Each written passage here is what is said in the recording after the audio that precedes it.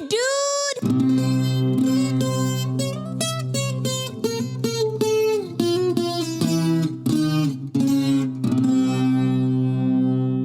Calvin, even though Calvin looked like he just ate a cat. What up, everybody? What is good? Welcome to the Damn Dude podcast. Damn, dude. Where we have the conversations that need to be had in a way that'll make you think and say, damn, dude.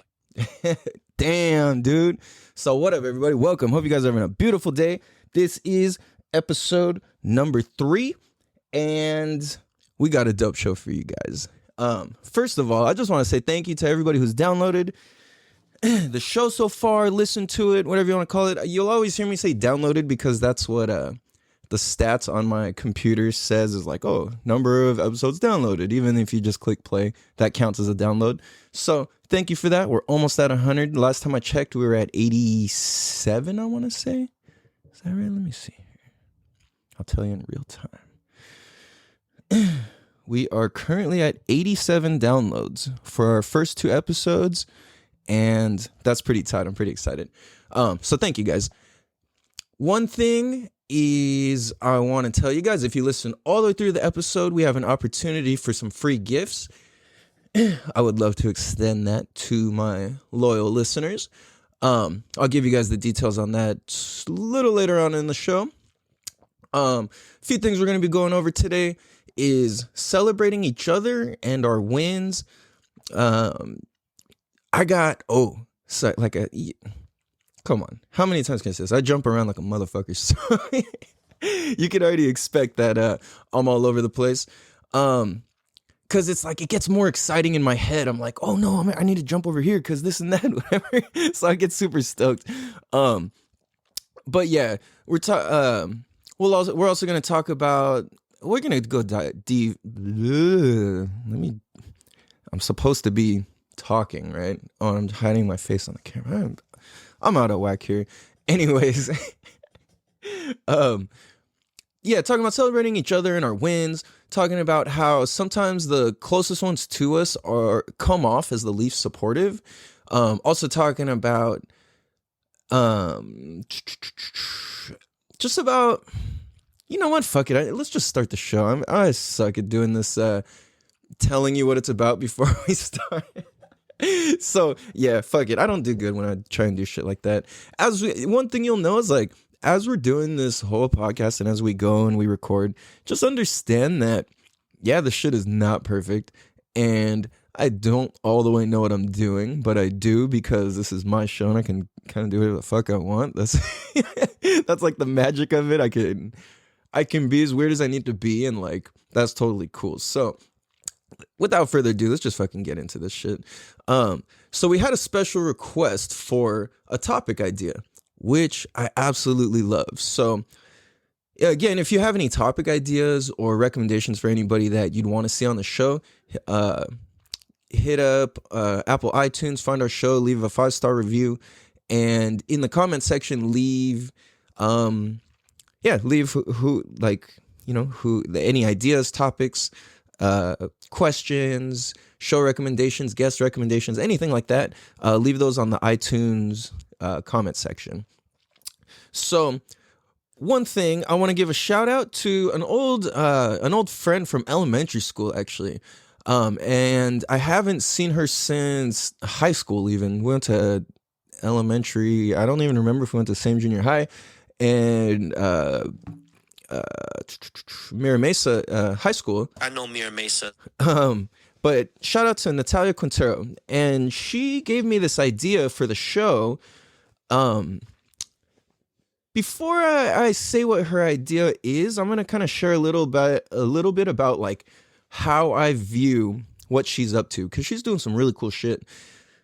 So what up, Natalia? Shout out to you.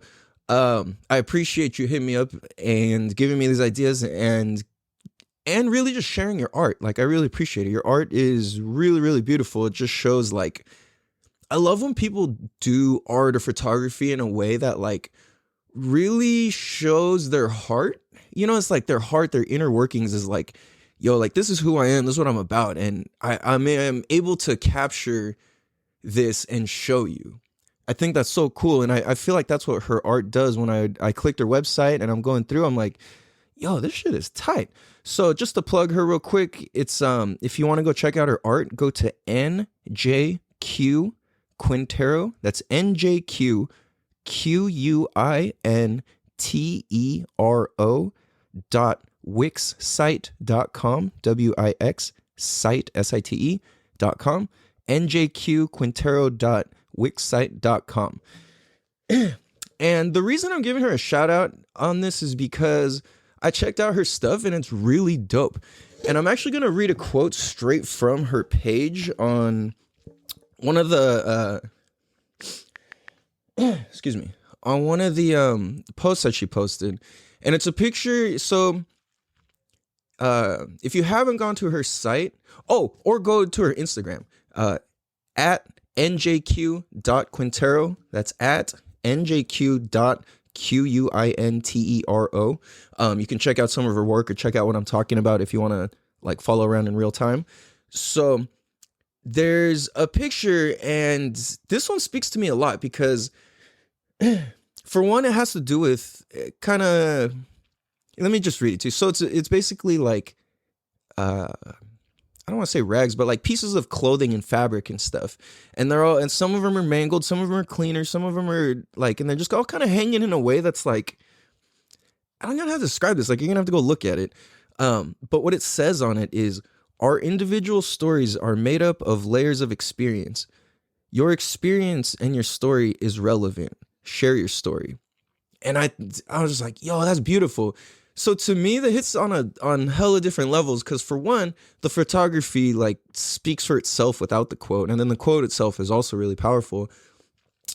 And it's just a powerful image and quote put together.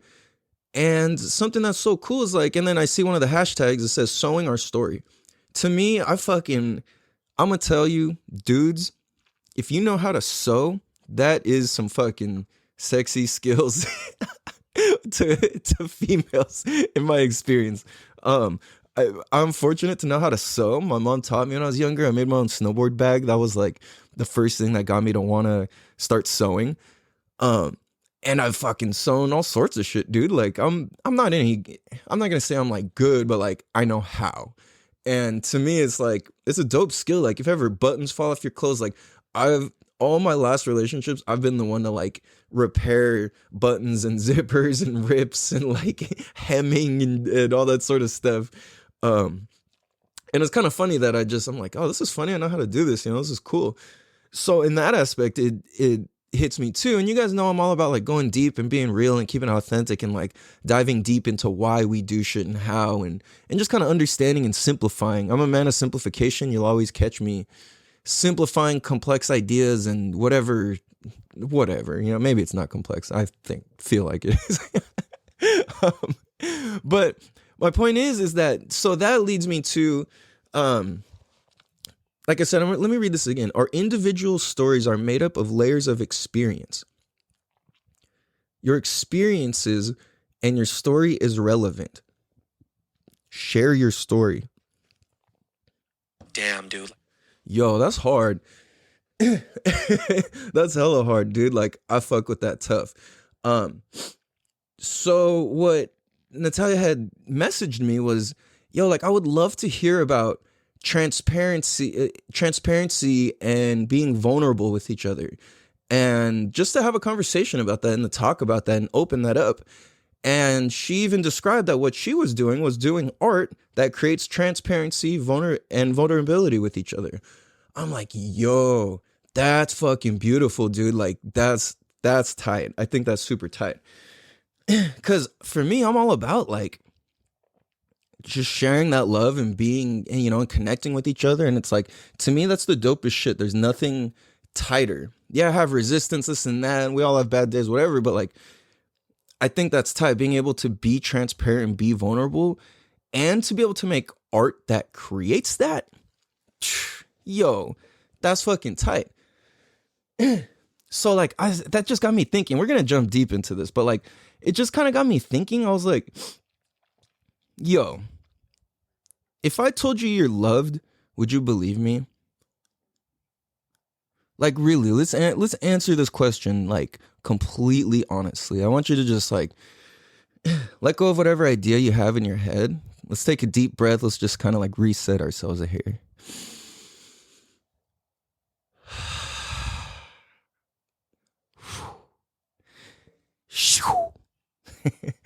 So, really, let me get my damn dude noise machine here.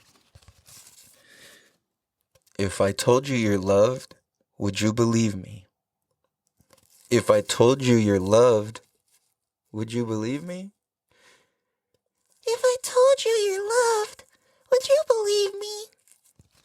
If I told you you're loved, would you believe me? If I told you you love, would you believe me? If I told you you loved, would you believe me, partner?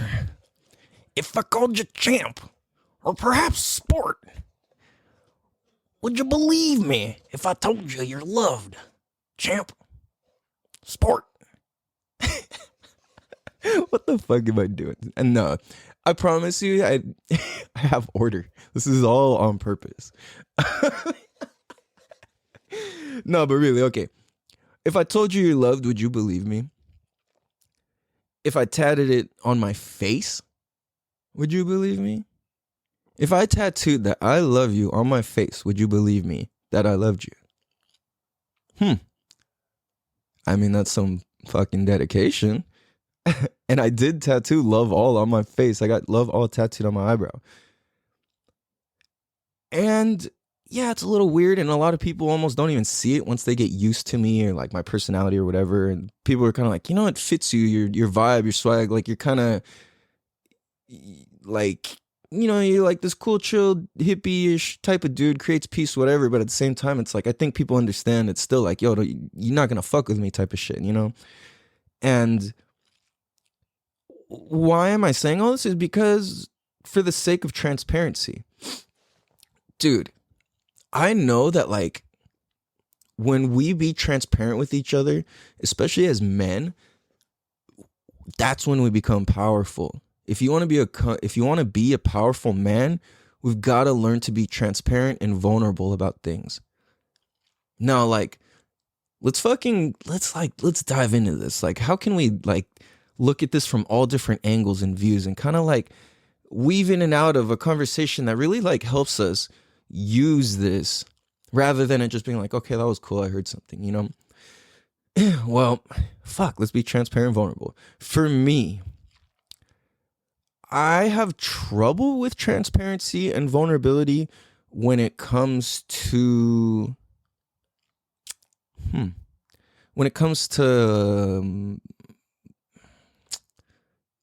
I would say, like, my love life.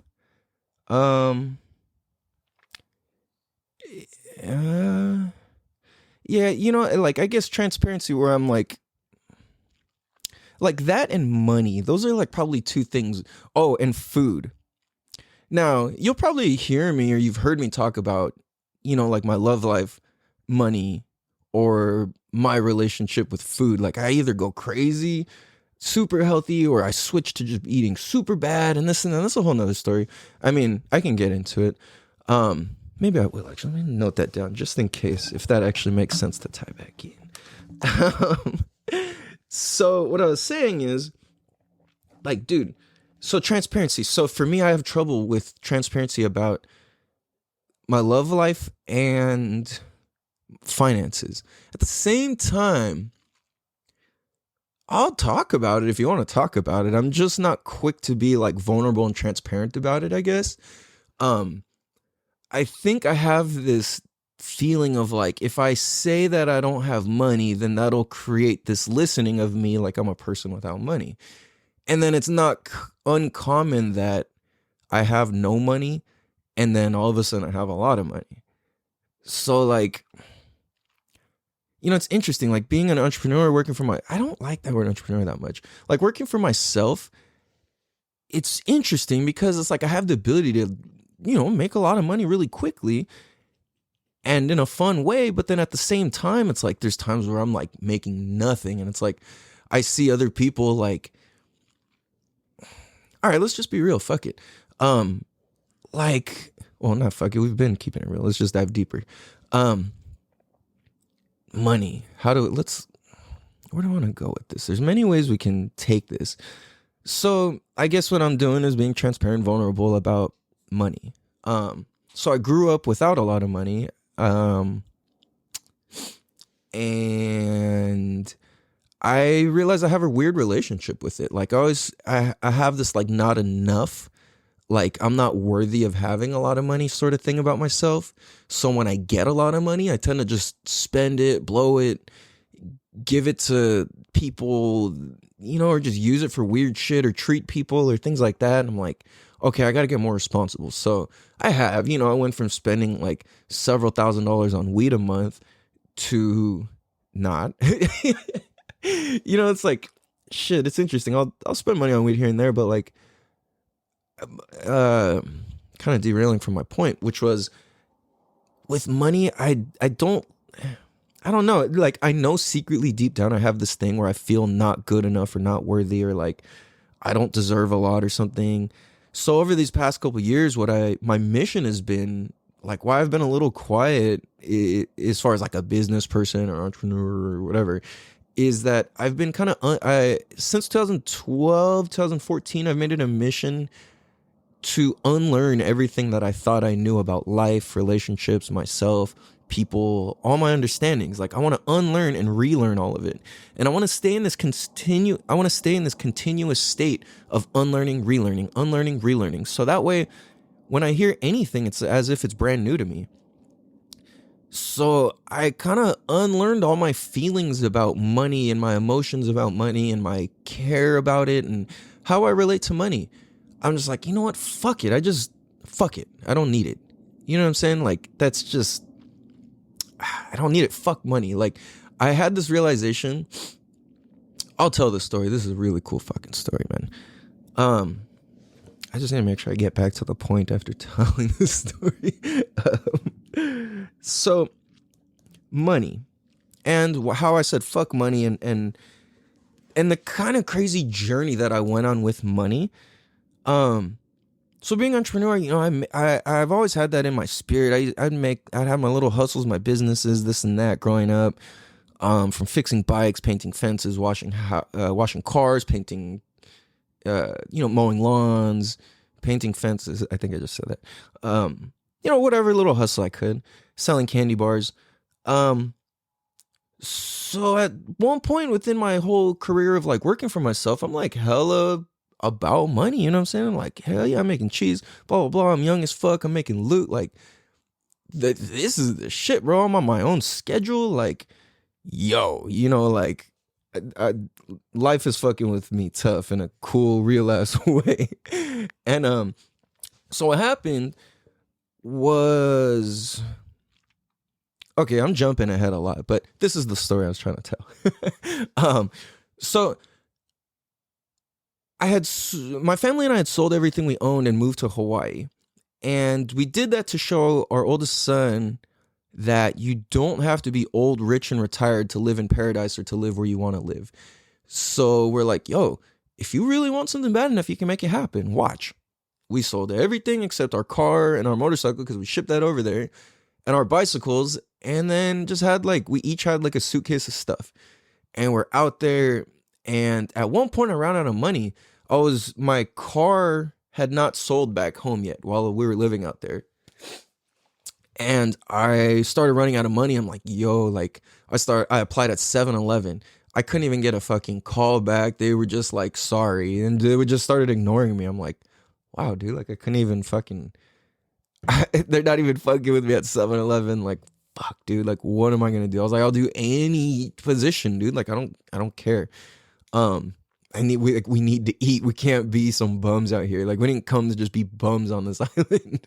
Like, fuck, for one, that sucks. And two, like, that's disrespectful. So we weren't trying to do that. So I'm like, fuck, dude, like, how, like, what am I going to do? So my homie had told me, yo, dude, like, if you can get enough money to buy some tools, I have some work for you out in This I can't go into all the way. I'll tell you guys this story in a couple years because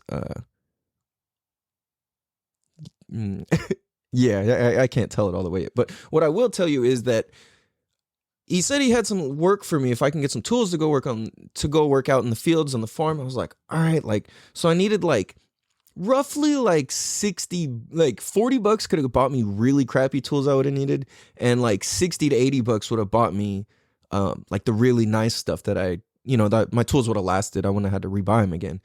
So what happens is I need to make sure I don't run out of time here. So what happens is this dude. Oh, so we're at the beach all day. I have $12 left. $12 left. We had all eaten and we were getting gas, and I had to put my last $12 into the gas. And that was just enough gas to get where we were in North Shore. We lived in Kalihi at the time, like deep in the jungle, like literally all the way as far as you can go into Kalihi Valley is where we lived at the very end. So we had to get from North Shore to Kalihi, to deep in Kalihi Valley at the end of it, and then I had to get my son to school the next morning, and it was only enough gas to get to home, and then my son to school the next day. So I'm just like standing there. I'm like, fuck, I'm gonna run out of gas on the way home. I have no more money coming in, And my truck back home was not selling. There's not even any fucking calls, nothing. And I know you might be thinking this is a miracle story about my car selling, but it's actually not. That's not, that wasn't the saving grace. So stay with me here. So what happens is I'm standing there and I see my ex at the time, or I was gonna say my girl, but currently my girl at the time. Her and our oldest son is in the car, and I've put my last $12 in the gas tank, and I'm standing there and I close my eyes and I take a deep breath. I'm like, I just failed. I failed completely as a man, as a provider, as a dad, as a partner, as a businessman. I failed completely. I lived my whole life to be out on this island with fucking nothing left and a kid to feed, my girl to feed. Like, yo, I fucking failed. I'm standing there and like my eyes start tearing up. I took a deep breath. As I took that deep breath, I blew out all the bad energy and I inhaled some fresh ass island air. And then all of a sudden, like, I had this little conversation with this higher self, or my higher self, or my spirit guide, or the little voice in my head, whatever. And it went, do you need money right now? Do you need the money to get home? And I'm like, no, I have a home. I can get there. Then it asked me, do you need food? Do you have food? Do you need food? Do you need money for food right now? And I'm like, I don't need money for food. We all just ate. And it said, so then what are you worrying about? There's nothing to trip about then. It sounds like you're good. And I'm like, wow, I guess I am good. We're all okay. Like, wow. I had to close my eyes and I'm just kind of like, okay, we're okay for now. Right now, we're okay. That was hard to accept. So I stand there, I take another deep breath. I'm kind of just like, I can't go face my girl and my kid at the time because I'm just like, fuck, dude. I felt so shameful. I close my eyes and fucking this guy pulls up on a motorcycle, on a supermoto. And I happen to have a supermoto. And so like, I look and I don't know why, just because I had this clarity, I looked over, I was like, hey, nice bike, man. He's like, thank you, bro. He's got a helmet on and, all the gear, and he just pulls up next to the gas pump next to us. And then he walks up to me and he's like, what's up, bro? I was like, what's up? And he's like, he looked at me. He's like, hold on, you stay here. And I'm like, oh, okay. Like, what the fuck? So he runs inside the 7-Eleven or gas station, wherever we're at. I think we're at 7-Eleven. And he comes running out. And this is the middle of the night, keep in mind. It's probably like 11:30 at night. And so there's like nobody out. And it's like the middle of the week up in Haleiwa. And I'm just like, damn, like, I'm kind of like feeling a little weird because I'm standing out there like, what's this guy doing, So He comes back out, and then my girl at the time is like, "What are you doing?" I was like, "I don't know. Something just told this guy told me to wait, and something. I feel like I don't know. I'm gonna just see what he wants." She's like, "Weird. Like, is everything cool?" I'm like, "Yeah. It's chill. It's nothing like hostile or anything." So she's like, "Okay." So dude comes running out. He's like, "What's your name?" And I tell him, I was like, "Yeah, what's up, Calvin?" Blah blah. And he's like, he just looks me in the eye and kind of squints. And he fucking shakes my hand with a wad of cash and fucking hands me this wad of cash. He's holding my hand tight and he looks at me in the eye and he's like, you are a good person and Jesus loves you. I was like, what? What? And he just fucking he was like, Jesus loves you. He hops on his motorcycle. He looks at me, shouts it at me. Jesus loves you. And then he fucking takes off. I was like, what the fuck just happened? Damn, dude. Like, what?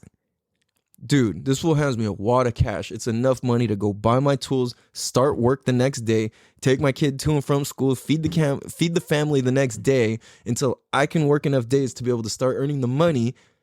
And voila. And it just so happened, my homie was like, yo, I could pay you in cash or weed. Like, it just depends on what I have more of at the time. And I was like, that's cool with me. But I mean, like, I need some money because my family got to eat. You know, I might have to resell his weed or something.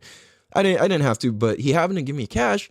And I was just like, oh my goodness. Miracles are fucking real. So what I took from that was like, yo, it's not even about money. I was like, the world will not. It just won't let me die. The world won't let any of us die until it's our time. Like, the universe doesn't make mistakes, man. Like, whatever you believe in or don't believe in, like, yo, there's a universe and there's some fucking shit that happens that, like, we're all still here. And no matter how bad of a situation you've been in, you're still here and you've still made it through. Or if you're in a bad position, you're still going to make it through. Unless it was absolutely your time to die, you're not going to die. Straight up.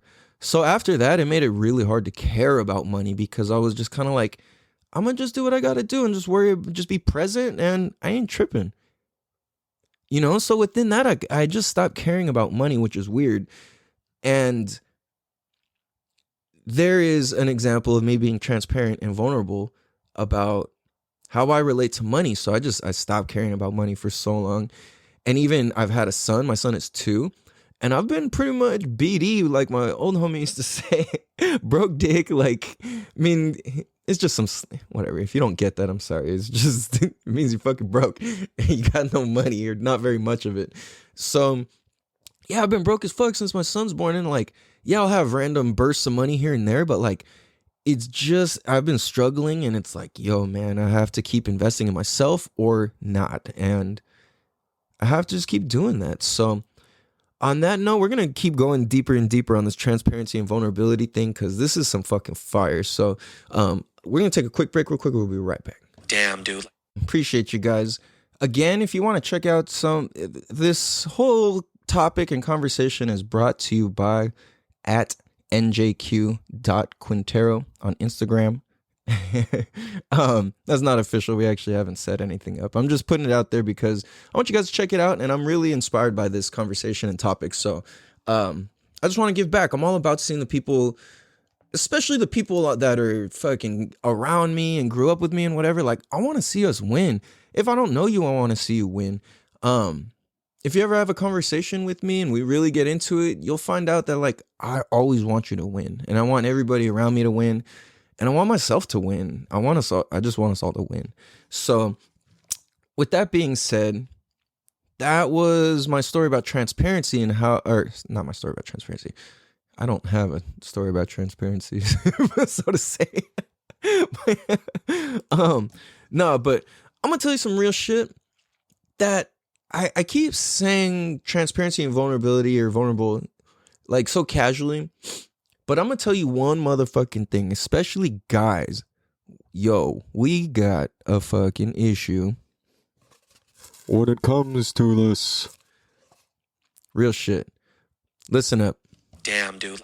I'm going to tell you guys something, especially for you dudes. Women, you don't have to say, yeah, whatever. Just smile and nod if you see your dude get this and appreciate this. Which is, yo, as a man, being vulnerable is an absolute super strength. Damn, dude. I'm going to say that again. Being vulnerable is an absolute super strength. If your confidence sucks, be vulnerable. If you don't know how to talk to fucking girls, guys, friends, whatever, go be vulnerable. Be transparent about who you are and be open to the fact that, okay, not everybody's going to like you. And the people who do like you, appreciate them and feed that relationship love. Obviously, this is also easier said than done, but like on some real shit, that's really what it takes. Being vulnerable is a superpower, because I'm going to tell you some shit. You're going to hear me. I've said this in several episodes that I've recorded, and I'm going to keep fucking saying it because this is some of the realest shit that you can ever hear as a man or a human, I should say, but more specifically men, this really applies to, which is, oh shit, I forgot to set the timer again. Sorry. Whatchamacallit? Vulnerability. And I learned, shout out Mark Halverson, if you ever hear this, I keep shouting out. If you don't hear this, I'm sorry, but the energy's out there, and hopefully somebody tells you if you don't listen to this or hear your own name through whatever internet feed. There's a lot of you guys get mentioned, like my homies, people around me, and like if you don't listen to the show, you're not gonna know. And that's kind of a hidden little gem, and it's like, yo, maybe when I die, you'll go back and listen also and be like, yo, he talked about me. So shout out Mark Halverson. We had a conversation, our first conversation we went to lunch in a class. We had a class together and we went to lunch, and he was just so perplexed as to why I was so like hardened. You know, like I was just like so mad dogging people. Nobody's fucking been through what I've been through. You gotta fucking earn your right to know anything about me. You know, like, who are you to get to know about me? Who are you to know my fucking struggle? Who are you? You don't understand. You know, that's where I came from. That was my perspective. I was that guy. I was like, the fuck you looking at, sort of, you know? Yeah, I was a nice dude, but like, if I wasn't a nice guy to you, then I was probably like very scary. You know, like, you would either know me as like playful and just fucking goofy and like really weird, or like, yo, like, don't fuck with this guy. So it's kind of like how I would put myself. So at that time, I was in this like, yo, don't fuck with me, I'm that guy type of thing. And he was just like, what the like, why are you like this? You know, like, that's not what he said. But what he did was at lunch, and I'm going to tell the story 1,000 billion trillion times because this shit's life changing. And I know men, dudes, boys, teens, whatever need this. And it is, he asked me, he looked me in the eye. And keep in mind, I'm like, fucking thugged out, like, hell yeah, like, I'm with the shit, you know?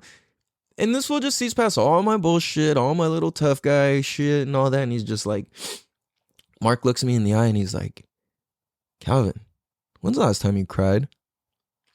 And me, my hard ass was like, proud that I haven't cried in so long. To me, I thought, yo, I'm a fucking G, I haven't cried in fucking 11 years. You know what I'm saying? Like, yeah, my best friends got murdered, I might have cried there, but like, outside of that, I can't even, I don't even know. You know, I was like, maybe when my girlfriend broke up with me, like way back in the day or something. And I was just, I got really good at like hiding and suppressing my feelings, you know? And so he asked me, he's like, when's the last time you cried? And I told him that, and he looked at me, and this is the part that's so life-changing. Listen up. Damn, dude. That's what that basically means. But he asked me, he looked me in the eye, he said, Calvin, how can you possibly call yourself a real man? I was like, the fuck? Like, what did you say to me? You know, that, like, I don't know if that's what I said, but that's how I took it. In my head, I'm just like, the fuck? Like, where are you going with this? You know, like in the back of my head, like, oh, hell no, like, I'm not trying to fight, you know, like, the fuck? And I'm just kind of like, what?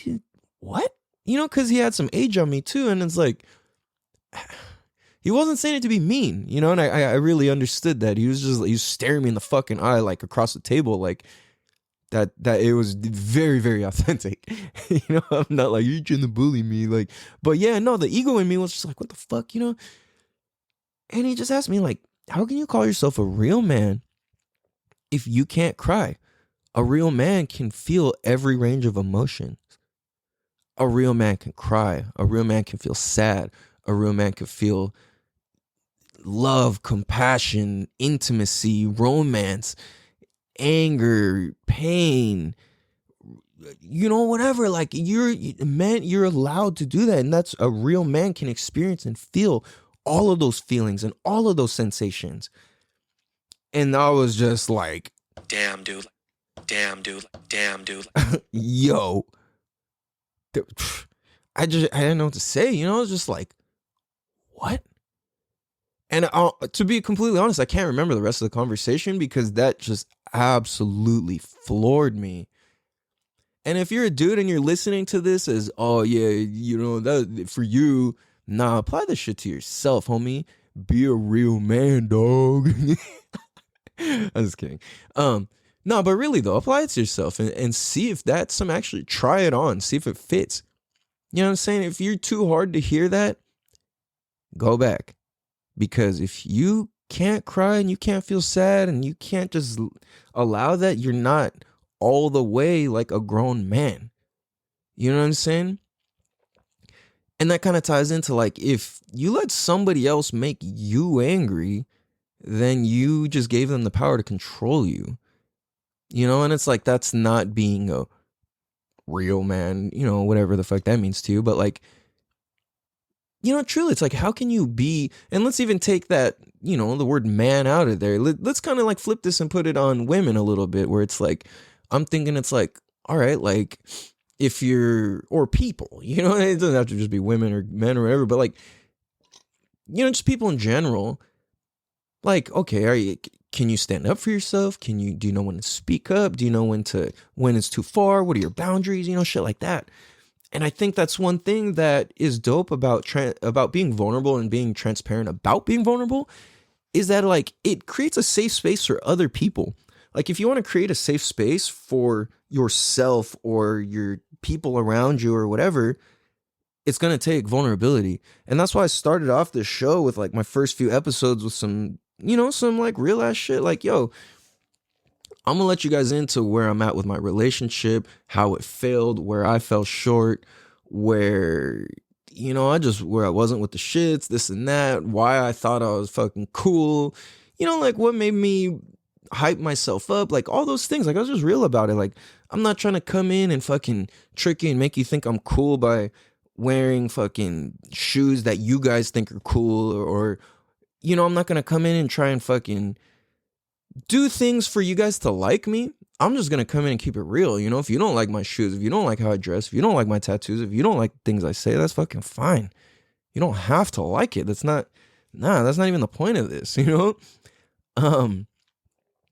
The point is, again, is authenticity, and what falls exactly in line with authenticity is transparency and vulnerability, dude. And it's like, as soon as we have that with each other, every person starts opening up.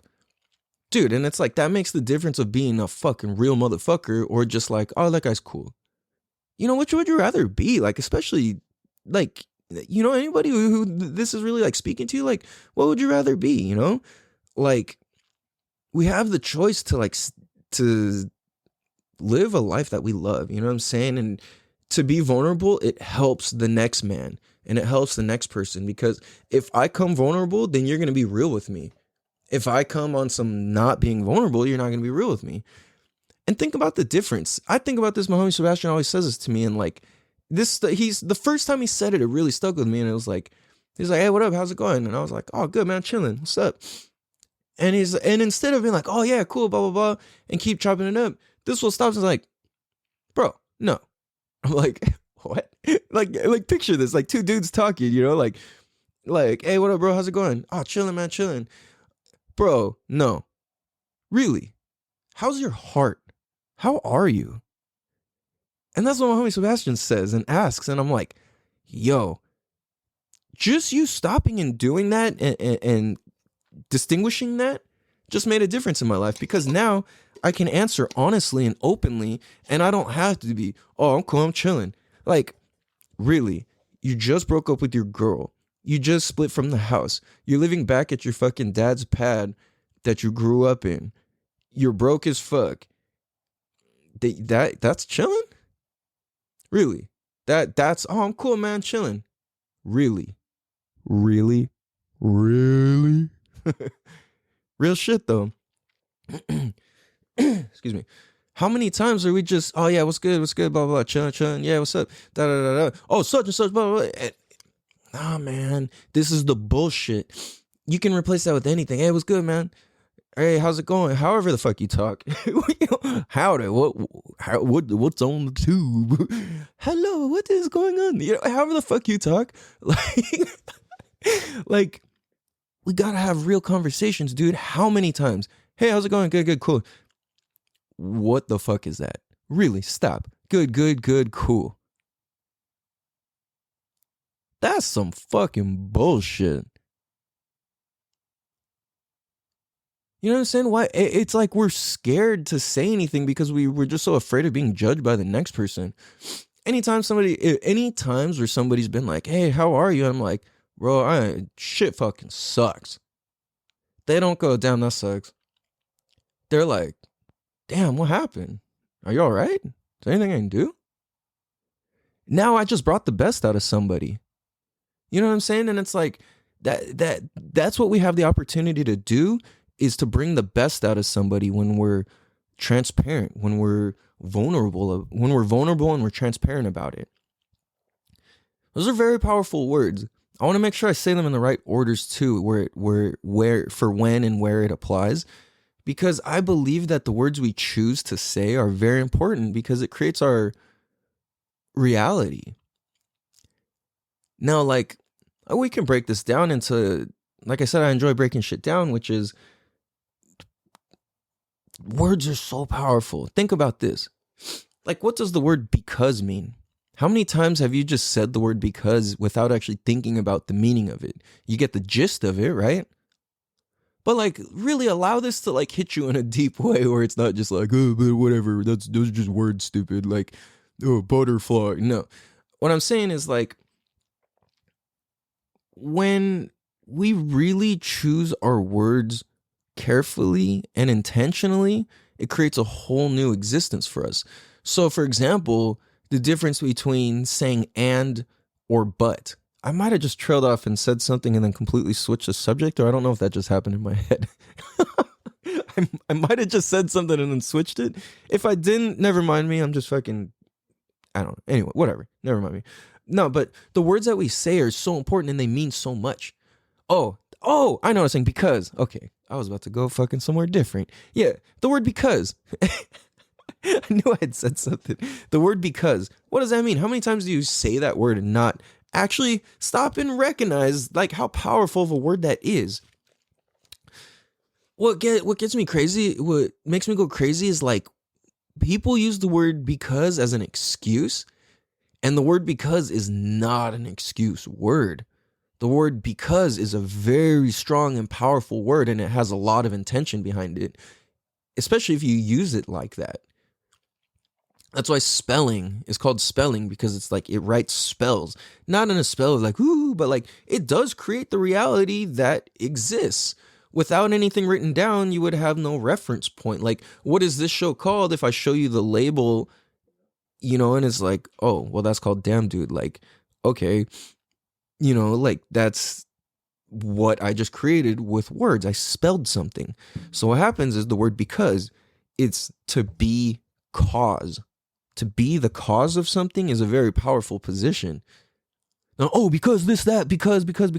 No, it's to be cause in what you are doing. I did this because blank. It's not an excuse. That is a powerful statement. But how many times do we use it like it's an excuse, you know? Whoa. Shit's blowing up. Oh, cool. Food. Yeah, you know what I'm saying? So like, to be cause, that's powerful, and there's a difference. And it's really, you know, it's interesting because a lot of times we just say shit without even knowing what we're saying, you know? Another one that I'll just throw out there that I learned that I really like is the difference between saying and or but. And this is really powerful. If you've never heard this or thought about this, like, let this sink in and really apply it to your life, because this shit makes the difference between you being appreciative and creating from a powerful standpoint, creating your life from a powerful standpoint, or creating your life from a place of excuses. So what I mean by that is like, all right, well, let's say if you use the word and, that is going to be a power word. Like, how does that even make sense? Well, if you say, I went to the store and bought juice. That is, like, think about that statement, really. Let the words just, like, we're going as basic as can be. I went to the store and bought juice. Now let's hit the reverse. I went to the store but bought juice. I went to the store and bought juice. I went to the store but bought juice. Now, okay, yeah, it's kind of silly, but this is powerful. And I went to the store and what tense does that come from? Who does that come from? Whose reason is that? I went to the store and I bought juice. And I wanted to. I wanted to. And I. But that's an excuse. It's almost like you're starting to apologize in the sentence for no real reason, and it robs you of your power. If I'm giving an interview to somebody and they say, "Oh, I went to school, but I stopped at my junior year," I'm like, okay, well, like, what, that sounds shitty, you know? Like, that's a crap, like, that's an excuse is how it comes off. But it's like, I went to college and I dropped out my junior year and I stopped my junior year, whatever. There's a big difference because it's like, yo, I chose to do this. And within the word and, it gives you the power to choose, because it's like, I chose this, and it, like, and equals I chose this, basically. And then it's like, but is like, well, I was at the will of what was there, but this, but that. It's like, no, I did this and this. Versus, oh, I did this, but, like, no, like, why? That's an excuse. But is an excuse and is a creation. You know, so it's like, where are we going to come from, excuses or creation? I would much rather come from creation, you know? Excuse me. So, you know, what we say is very powerful, and that's why I'm really digging specifically when we got, you know, this title request, which is transparency and vulnerability with each other, and art that creates transparency and vulnerability with each other. Like, this is how we connect. And this is the other piece of this too, is connection. We're getting so disconnected in this day and time, wearing masks, being online. We're not, you know, like, having group meetings in person. Social events are different. Concerts are different. All these things where we have fun, you know, the fair, all these things. It's like that connectedness when you're on a team, when you're winning, camaraderie, like, that shit feels good, man. Like, we need that as humans. That satisfies our spirit and our soul, you know, like, that's who we really are. And that's what we're supposed to do. We're not humans of being alone, you know. That's what we crave and need human interaction. We need energy. We need all of this. That's why depression and suicide is so high in places where you can't go outside, where you're stuck alone by yourself for long periods of time, you know. Like, we need that connection. And I think that's what's so cool, is anything that can create and encourage people to be vulnerable and transparent about what they're feeling, what they're doing, what they're going through. That's what we need more of, because that is what connects each other. That is how we fucking share love. That is how we make connection, meet people, have a good time. You know, it's like, imagine how it feels to throw a party and not one person shows up. Like, that sucks, you know? But it's like, why does it suck? Because nobody showed up. But why? Why is that a sucky feeling that nobody showed up? You know, like, what? Let's think about that. Like, why is it sucky if nobody shows up to your event that you're hosting? Why does that suck? Like, what is sucky about it? Okay, well, let's look at what actually happened in real life. What actually happened if you threw an event is that most likely you spent time, money, and energy. You invested it or spent it, however you want to look at it. You used time, money, and energy to have an event, to do something special for your people or whoever. So why is it so sad if you were like, I'm doing this to have a good time for everybody to be happy? And why do you feel sad if people don't come, even though you completely did it to have a good time? It's that connectedness.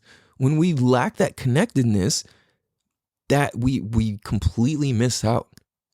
And we completely feel like shit. It doesn't feel good. That's why getting turned down or dumped or whatever, like, it just doesn't feel good, is because of that, We lack that connectedness. And this is trippy too. It's like when you work a job you hate, you miss and lack that connectedness with yourself and people that you would want to be connected with. If you have a bunch of shitty coworkers, like, that sucks. You should not be in a position where you have shitty coworkers. Yeah, there might be a handful, deal with it, whatever, do what you got to do to overcome it. But again, don't let an idiot control you. Just because somebody's anger or whatever, because they're more angry, don't let them control you. Like, why give an idiot your power? Like, that part doesn't make sense, just because people can make you mad, So, it's just really trippy. We shouldn't give others our power to do that, but we do need to stay connected. And the more we stay connected, the more we feel good. It doesn't feel good to score a touchdown by yourself. You know what I mean? Like, with no other players on the field. Think about that. How does it feel to go score a touchdown by yourself in the stadium? It's just like, what? You didn't even do anything. Like, damn, that sucks. But now let's add a bunch of people and you score a touchdown. It's the exact same act. Why is one fucking glorious and the other's not? Well, it's because you had to work through other people's connections and you had to get through other people, and you indulged and enjoyed other people's energy and connectedness and all of those things, And that's why, like, scoring a touchdown is so dope when it's legit. You know what I'm saying? When there's other people to connect to it. That's why, like, when you watch UFC or sports or whatever, after all this Barona shit, it's not the same. It's nowhere near as fun because, like, the connectivity is just not there. Like, the real fans, like, it's not as exciting, So I think that's interesting, and that is what's going to connect each other, is being vulnerable, being real. And I guess another thing to look at is like, well, how do you start being vulnerable? How do you start being real? Because I know I used to misinterpret being vulnerable and transparent with being outwardly depressing. Now, these are two different things. You know what I'm saying? Like, being vulnerable and being real is not the same as being outwardly depressed. Being outwardly it's like, oh, I'm being vulnerable. I'm an idiot. I'm so stupid. That's not being vulnerable. That's being an asshole to yourself and being annoying to the people around you. So don't do that, because this is some different shit. You know what I'm saying? Like, that's not it's not what this is. We got to respect ourselves, love ourselves, And the more we love ourselves, the more transparent we become, kind of. I realize that, like, the more that I practice loving myself, the more I'm willing to share and be real about stuff. Like, I understand a lot of stuff I'm sharing, a lot of people are going to take it and be like, and just use it to judge me and to create or to form an opinion about me, or to compare it against their own life, or to anti-compare it, that guy, shit like that. But the truth is, if you're actually listening, this is and will resonate with you, because it's like, it's kind of funny. I actually don't like this phrase at all. Real, recognize real. I like what it means. I just don't like the words of it. I think it sounds stupid, but it's played out. But really though, it's like, authenticity realizes and recognizes authenticity. When somebody's sharing some real ass shit, it's like, for example, when you go on the internet or you're on Instagram or something, it's like somebody just drops some fucking heat and you're like, that shit was fucking fire, bro. Like, this motherfucker killed it. And then somebody's just like, oh yeah, but like, then why do you have a blah blah blah? And then everybody's like, bro, like, did you hear anything the guy said? Like, why are you talking about his shoes? Did you not just hear what he said? You know, and it's like when authenticity exists, I feel like people will come to have your back in that sort of way, like fast and almost immediately, you know, because it's like you're always going to root for the guy who is being the realest and the rawest. Well, maybe not always, but like, you know what I'm saying? So it's interesting because this ties into what we're going to get into next, which is like celebrating each other and our wins and how and the different ways that people will support or not support like what the fuck we're doing. It's really interesting, man. I love simplifying all these ideas and just really getting deep into it because there's so many interesting perspectives on all this, you know? Yeah, dude, that's a trip. So we're gonna take a break. We'll be right back here. Damn, dude. All right, we are back. What is good, everybody? Am I recording? I am recording. Okay. So, man, okay. I might sound different because I just took a break and I went and ate some food. And so I wonder, it's like, oh, my after food voice. Yes, I'm much now more sophisticated. Or I'm just like, oh, I'm some gluttonous pig man. Oh, man. All right. So where do we leave off? Talking about, so, man, this has been a dope episode so far, I think. If you think, go ahead and go tell us on some reviews on aiiiitunes.com with a 5-star rating. And that would be pretty illmatic, I'd have to say. What does this bar mean? Okay, we're still recording, whatever. I'm not gonna trip then. Sorry. So how do I want to say this? When it comes to celebrating each other's wins, I don't even want to say wins. That's why I was hesitant to say that. When it comes to celebrating each other, yeah, that's a way more powerful way to say it. When it comes to celebrating each other, it's such a weird thing. Like, I feel like oftentimes I notice that people aren't quick to celebrate you and your ideas or accomplishments until it's safe to do so. And what is that safe? I think that safe is until other people are like, this is okay, this is cool. You know, it's like if you feel something and it resonates with you and it's like, okay, this is cool. And then you see other people, or like if somebody posts something kind of controversial or says something controversial, excuse me. If somebody says something controversial, like a lot of people will wait to respond or react to that. And it's interesting that people are afraid or they wait until other people like it. Because I've caught myself doing that too, where I'm like, for the sake of transparency, like, for example, scrolling through Instagram, like somebody will say something that has to do with some sort of way of thinking or one line of thinking or something. And I'll be like, oh, that, yeah. But then I'll like, hold on. And I'll click the comments and I'll read through them like, oh shit, this guy in the comments just disproved like that guy's entire point by saying this one little thing, you know? And I'll catch myself checking stuff like that. I'm kind of like, why do I even care, you know? But I realize because it's kind of like, for one, I want to make sure that if I'm supportive of something, that it's something that I actually believe in and I know the truth all the way, you know?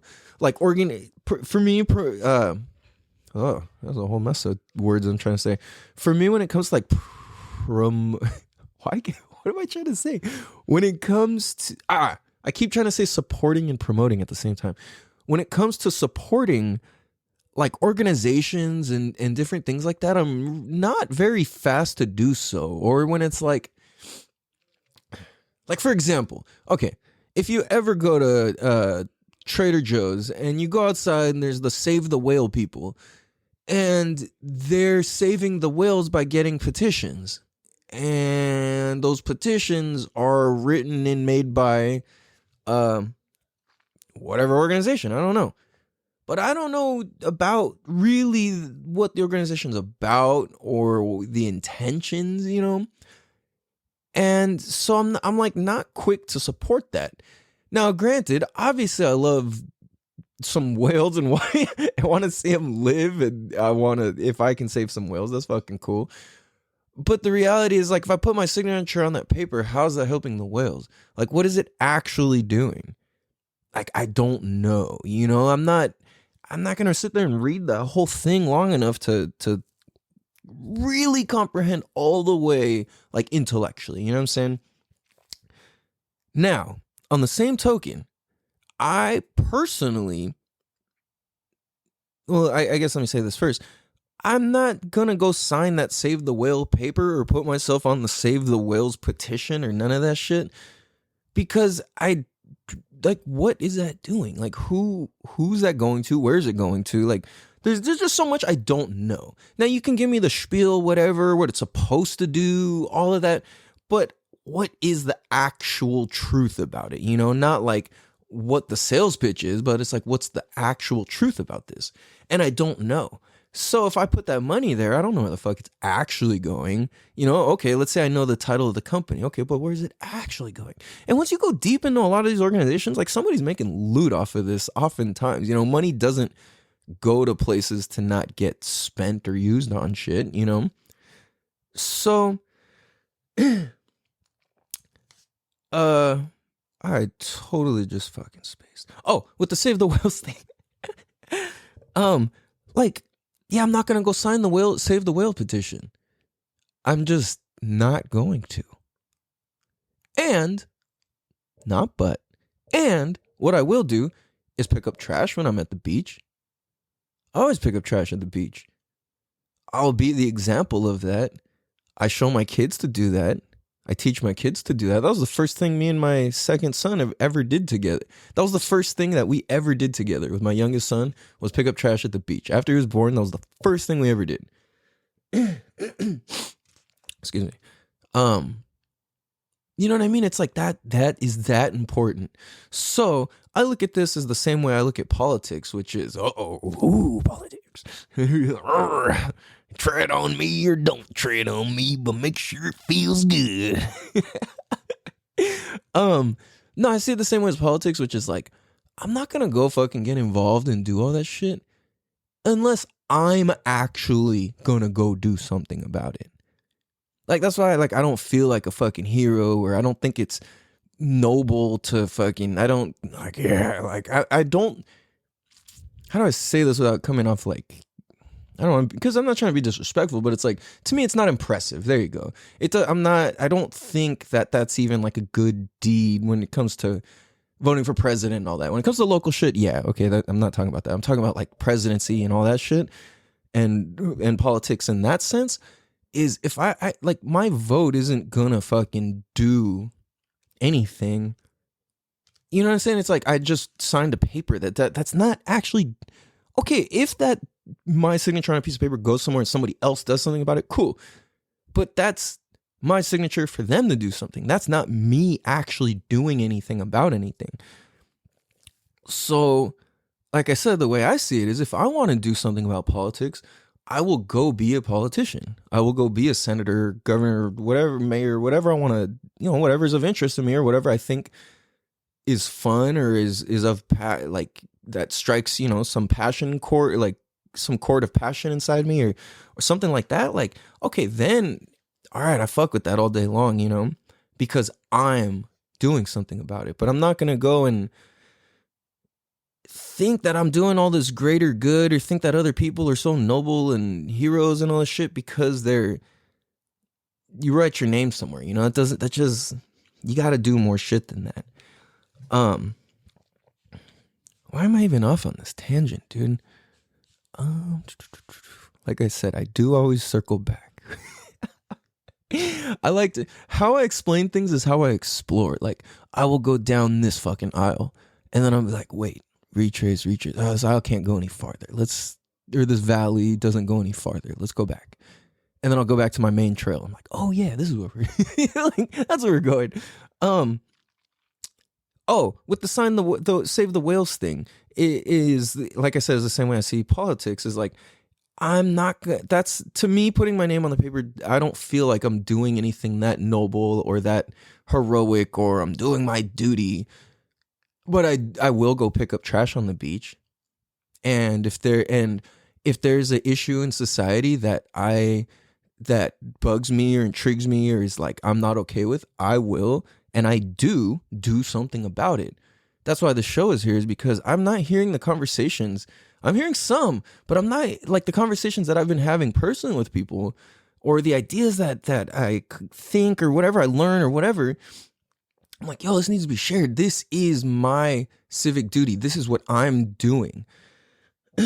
If you're inspired, or something I share helps save your life, or change your perspective, or open your mind, or makes your life easier, or provides a shortcut, then that's me doing my duty. Now, that's just my new thing. I'm trying to get comfortable with saying that and being that, and really get that ingrained into my head, because what I'm used to saying and declaring who I am, which I still am, is a person who creates fun and peace of mind for families, and creates freedom and just a loving and safe space and environment. And to me, saving kids' lives is something that I'm really passionate about. So that's what I do that's my full-time living, is I teach babies how to save their lives in the water as young as 6 months old. And I can do it faster than anybody else that I've ever met on this planet. So I'm like, yo, this is what the fuck I'm doing. I wanted to be a firefighter. I broke my neck. I broke my skull, neck, and back. I had a bunch of other circumstances happen. But psych. And that's fine, because I could have just said, fuck, it's over. I can't do this. I can't do that. How many people told me not to ride motorcycles? How many people told me not to skateboard? How many people told me not to do all the things that I love to do after I broke my neck and all that? It was like pretty phenomenal, you know? And it's like, oh, you shouldn't do this. Whether people said it out of love or not, it's like, it's still some form of doubt, and it still creeps in, and it still does something, you know? And that's why I think it's interesting, because it seems, I don't know if it's just my experience or not, but it seems like a lot, like, now, nobody take this is what I'm not saying. I'm not saying, oh, nobody supports me, blah, blah, blah. No, not at all. Whenever I feel like that, I realize it's because I have expectations of how I would support somebody else's idea. And I feel sad or something, or let down, when they're not as excited about my idea. Like, I've literally had people who are super close to me. I've shared with them like crazy. Like, to me, I've sat on this for like, I've been constructing and working for months and months and months. And it's been almost a year that I've been constructing this plan.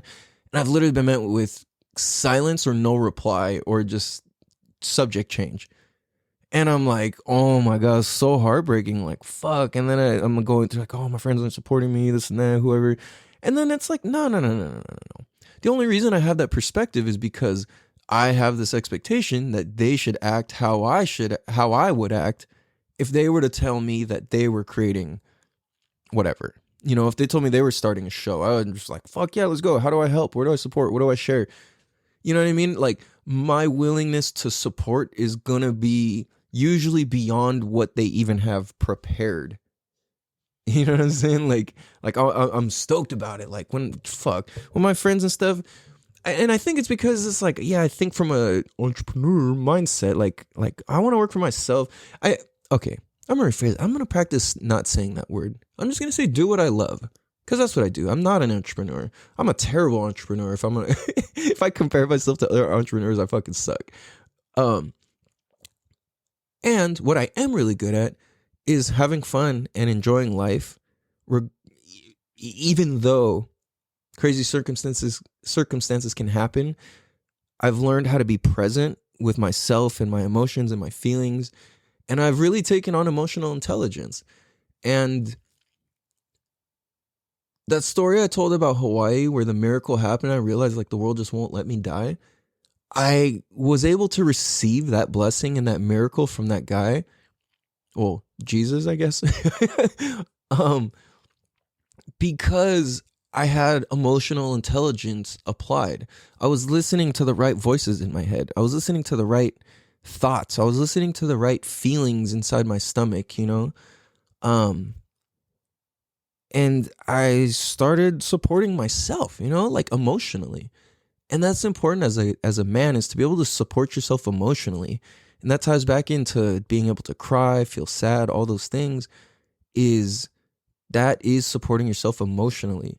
Like, think about how it is, like, if you're a dude and you've ever held a girl who's crying, and you just held her through it, and you didn't say anything, you're just holding her. Whether it's your mom, your sister, your cousin, your aunt, your grandma, your girlfriend, your wife, your boyfriend, whoever. Like, let's say I realize I didn't have to paint that as, oh, your girlfriend, whatever. But, like, I guess I'm just speaking from my personal guy point of view. But, like, that feeling of when you're there for somebody and they cried and you're there for them, man. Like, that's some real shit. It's like that after effect, that after calm, that like that breath, like, not like after the like, not that you just got your fucking ass whooped by your parents cry, but the like, yo, this is really sad. um Yeah, so getting in touch with that is what's important. And I know that me being in touch with my feelings is what is guiding me and helping me to become freer and more open to be open to blessings and more money. And now that I'm like, okay, money's not evil, money's not bad. And when I had that realization that the world's not going to let me starve, I wasn't looking at that from, oh, I could just bum off people. That was not my context if you took that from that. Just to clarify. It was definitely not, oh, I could just be a bum, people will feed me. That was absolutely not what I took from it. What I got from it was that, like, I'm free to do whatever I want to do. And within my own personal guidelines and my morals, like, as long as it's not hurting anybody or hurting the world or any beings or anything, then I'm fucking free to do whatever I want. And if I'm going to be a person who spreads love and spreads positivity and is a pillar of that, and if that's my reputation and that's what people say behind my back, I'm fucking cool with that, man. It's like, you can think I'm annoying, you can think whatever I'm saying is boring, you can judge me however you want. You can call me uneducated, you can call me ghetto, you can call me white boy, you can call me whatever. Like, how, like, I realized I should touch on that. Growing up, being called a white boy was like super offensive to me, because it just, in an Asian town, and I always felt dirty for being half white in a very Chinese family, and like, yeah, it's just, a lot of it is my own BS, but like, that shit happens and it affects me and it affects us and like how we relate to ourselves. So I think when it comes to like people seeming like they're not being supportive, we need to go back and support ourselves and really like check ourselves and love ourselves and like be transparent and vulnerable with ourselves. Because as soon as we could do that with ourselves, automatically that's being transparent with others. I know with that first episode, I really told the truth on myself about a lot. And there's a lot where I really fucking expose myself. And I realized that sounded funny. If somebody takes a clip of that, fuck. Damn it, I set myself up, man. The internet is quick too, so as soon as like people start watching the show, I'm sure that's gonna get fucking whatever, dude. Damn it, I forgot what I was saying. Anyway, yeah, so it's like, I don't know, just do your best to hype up the people in your life, hype yourself up, believe in yourself, even when it's hard. Take time, learn how to rest. If you're a hustler, learn how to rest. If you're a real fucking hustler, you know how to rest. If you can grind, then you better know how to fucking rest. I'm telling you, because we're not young forever. I'm fucking 35. Like, I don't even believe it. And the people around me don't believe it that, that we're this age, the people I grew up with and whatever. So it's like, we need to be transparent, man. We need to be real with ourselves. I think it was kind of something I was saying, but when I exposed myself, when I shared openly and authentically about myself and my status on the first episode, and even within the second one, I share the dirt on myself. I'm just putting it out there, man, because what happens is through my sharing, other people will relate. And whether you grew up in gang lifestyle, you grew up fucking playing computer your whole life, you never fucking went outside, whether you grew up homeless, whether you grew up fucking fighting every day, whether you grew up in between, anything, there's something that's relatable to it because it's authentic, and that transparency and that authenticity is something that I keep practicing, and it's something I believe in, and I'm gonna keep talking about it and keep fucking putting that out in the world because that's what I want reflected back to me. So we just gotta keep it authentic, man. So that kind of ties back into like it's easier to do what we love when we're real with ourselves.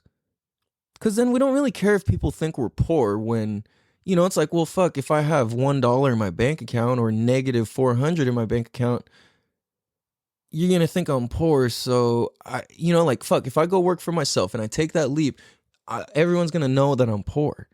Well, don't relate to yourself as poor. Relate to yourself as I'm taking a fucking chance, And the sooner that you believe in that, the sooner you're actually doing that. So doing what we love is the most important thing. And that leads me to say we've got a very special episode next episode because we actually are going to be having our first guest and our first interview. Keep in mind, it was my first one ever, and I am cringing at myself when I hear myself talk, but there's some fucking hella dope ass points in there that are just absolutely fire. And the reason I chose the first guest that we chose, I'm not going to say who it is quite yet, but the reason the first guest was the first guest is because he was one of the people that's absolutely responsible for this show being live, being real. He's the person who showed me how to use all the computer equipment. He helped me put the programs on my computer. He helped me learn how to sync the camera with I'm being real, I'm not exaggerating at all. He helped me learn to record with the camera, put the camera the right distance. He helped me sync the video with the audio from the microphones and the headphones and stuff with the soundboard, and how to export it and how to combine them and how to edit them and just how to get started. So that's why Damn, dude. you got to have fucking people who support you, man. And that's why you got to be transparent and real and vulnerable with yourself and your friends, because this is how you get the help you need. I came to him knowing he's an expert and knowing I'm not even a beginner. I'm lower than a beginner. I'm a fucking Barney to this, which is a pre-kook, if you know surf lingo. I'm not even a kook yet. I'm Barney when it comes to this. So that it's intimidating, but I just opened myself up and it's like, okay, yes, I'm older and whatever. And it's going to be embarrassing because I'm exposing myself that I don't have, I'm exposing that I don't have these skills. I'm just being I don't have these skills, And I think that's important because that's supporting the homies. And when you let your homies or your family, whoever you love, when you let them be and put them in the position of where they're able to shine, what they're naturally good at, what they love to do, you're going to get work with passion and love. That's why you don't see fanciness in this show. You see authenticity.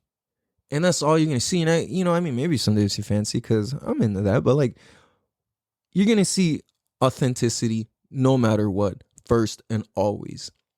I don't give a fuck about looking cool. I don't give a fuck about looking good. I don't give a fuck about looking bad. Fuck that.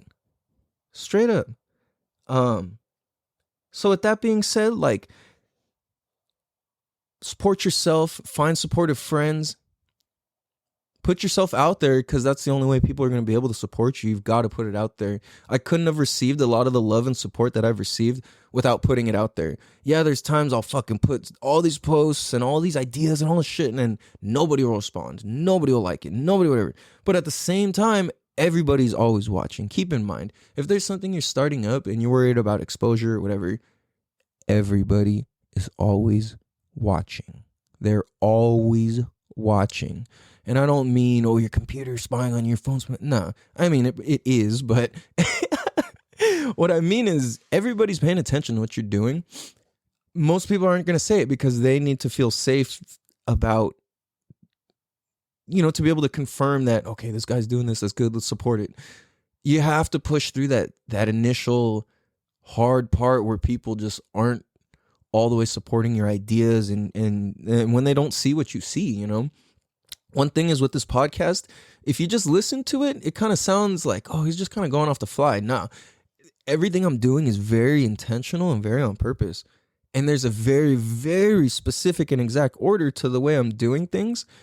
And I've just been practicing and practicing and practicing. So yeah, it might sound freestyled. It might sound this, that, and that's fucking tight, because to me, that is me doing what I love, to be able to put something where I'm not really, well, I guess I do practice, where I'm practicing and then I'm putting it into real life and having fun with it, you know?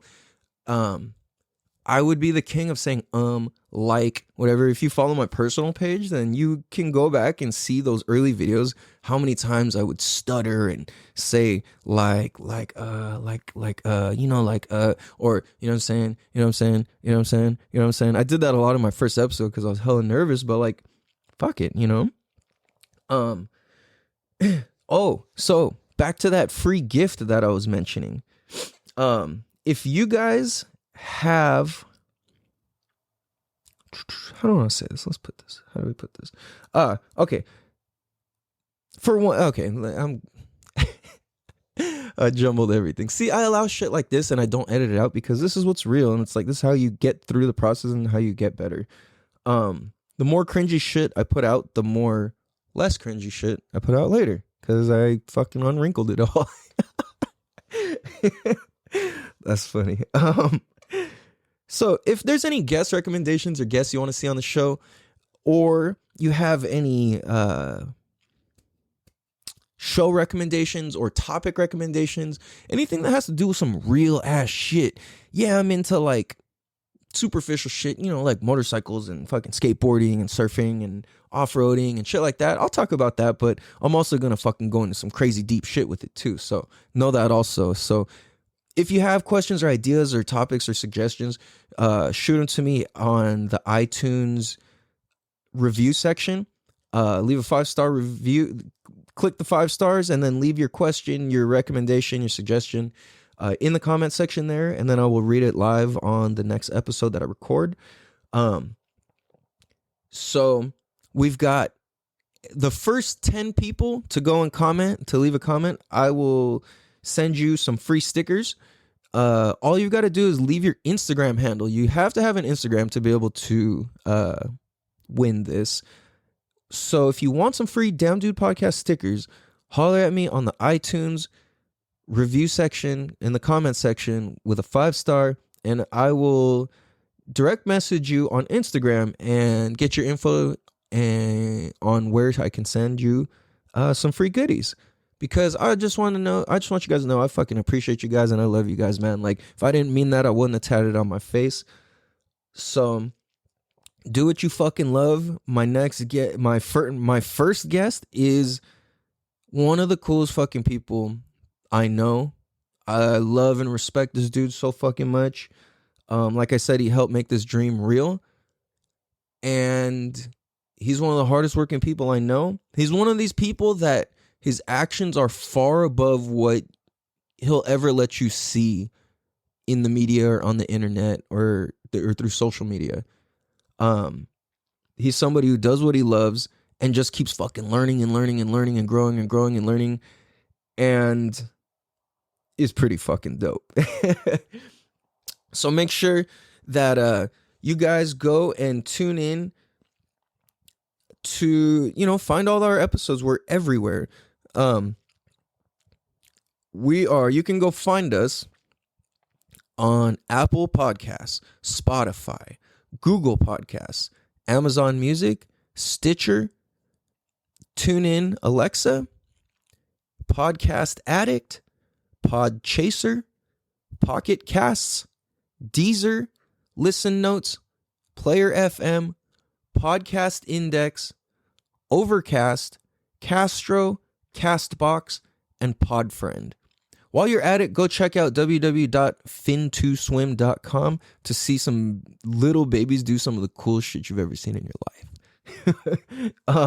Little babies can start swimming as young as 6 months old, or as soon as they're crawling or walking or sitting up and rolling over.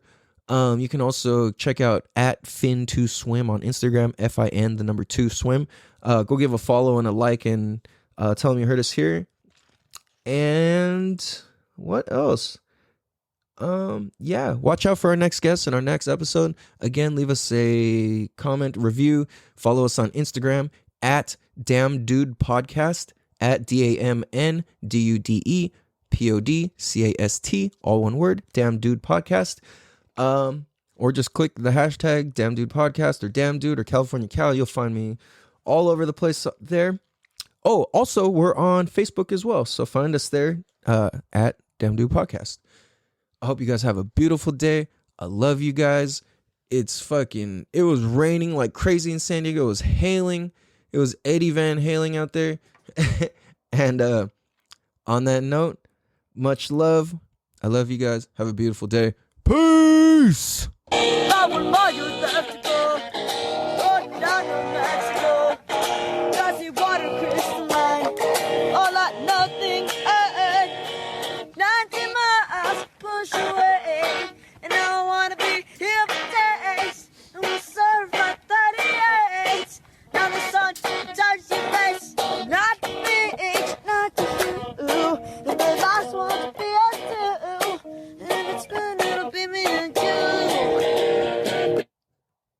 At Roostertail Official. He's got new music out on Spotify as well.